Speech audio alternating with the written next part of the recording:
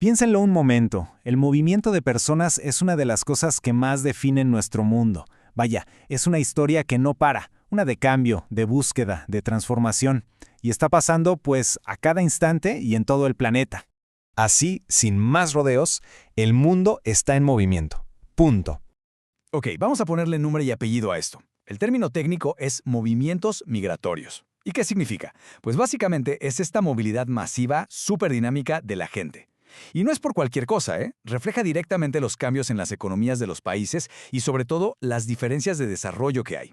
O sea, piensen en cosas como el acceso a la educación, a la salud, a un buen trabajo. Justo esas diferencias son las que, al final, ponen a muchísima gente en marcha. Entonces, ¿qué es exactamente lo que impulsa este flujo constante de gente? Bueno, entremos de lleno a eso. Vamos a ver cuál es el verdadero motor detrás de todo este movimiento. A ver, básicamente podemos hablar de dos grandes caminos, ¿no? Por un lado está la migración interna, o sea, la gente que se mueve dentro de su propio país. Lo más común es del campo a las grandes ciudades, ya sea para buscar trabajo o para estudiar. Y por otro lado, claro, está la migración internacional. Esa es la que cruza fronteras, y generalmente va de países en vías de desarrollo hacia países con economías más, digamos, avanzadas. Y ojo, que muchas veces estos dos caminos están conectados. Uno puede ser el primer pasito para después dar el segundo. Ok, vamos a hacerle suma a ese primer camino, ¿les parece? El movimiento hacia las ciudades. Es que es un fenómeno de verdad masivo, uno que literal ha redibujado el mapa de cómo vivimos en el planeta. Es el llamado Gran Éxodo Urbano. Para que nos demos una idea de qué tan grande fue este cambio, chequen esta línea de tiempo. Miren, empezamos en 1950. Luego damos un brinco a 1990 y ahí ya se empieza a notar una transformación bien importante. Pero el momento clave, el que de verdad marcó un antes y un después, fue el año 2000. Y es que aquí los números, hablan por sí solos.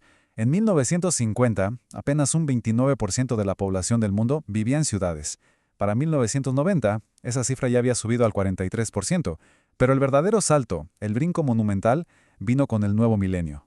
Y justo aquí está el quiebre. En el año 2000, por primerísima vez en toda la historia de la humanidad, más de la mitad de la gente del planeta ya vivía en una ciudad. Y esto no es solo un dato para una enciclopedia, ¿eh? Representa un cambio total en la economía global, en la cultura, en la forma misma en que vivimos. Y la cosa no paró ahí, para nada. El impacto es tan, pero tan grande que, a ver, para que nos demos una idea, solo en América Latina se calculaba que para el año 2020 más de 300 millones de niñas y niños vivirían en ciudades. 300 millones. Es una cifra que cuesta hasta imaginar y que nos muestra la escala de esta transformación. Bueno, ya vimos el movimiento hacia las ciudades. Ahora, hagamos un zoom out. Vamos a ampliar la perspectiva y regresar a la escala global para hablar de esa otra gran corriente, la migración que cruza fronteras. Y a esto le llamamos migración global. Es este flujo constante de personas de un país a otro. Y si nos preguntamos por qué, la motivación casi siempre es la misma, ¿no?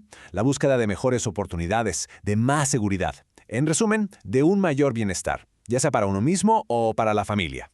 La pregunta del millón entonces es, ¿de cuánta gente estamos hablando? O sea, ¿qué tan grande es este movimiento global entre países? La cifra es simplemente asombrosa. Más de 130 millones de personas. Pensemos en eso un segundo. Es literalmente como si una nación entera estuviera en constante movimiento, cruzando fronteras todo el tiempo. Y claro, un fenómeno de esta magnitud, esta humanidad en movimiento, pues naturalmente genera consecuencias. Y también, por supuesto, respuestas por parte de los países. Vamos a ver de qué se trata. Es que, a ver, un flujo tan masivo de gente, como decíamos, una nación entera moviéndose, pues no puede pasar desapercibido. Es algo que no se puede ignorar. Así que, lógicamente, los países del mundo han tenido que crear sistemas, a veces muy complejos, para gestionar toda esta movilidad. Y es aquí donde vemos la gran tensión del asunto, ¿no? Porque las respuestas van principalmente en dos direcciones que a veces chocan.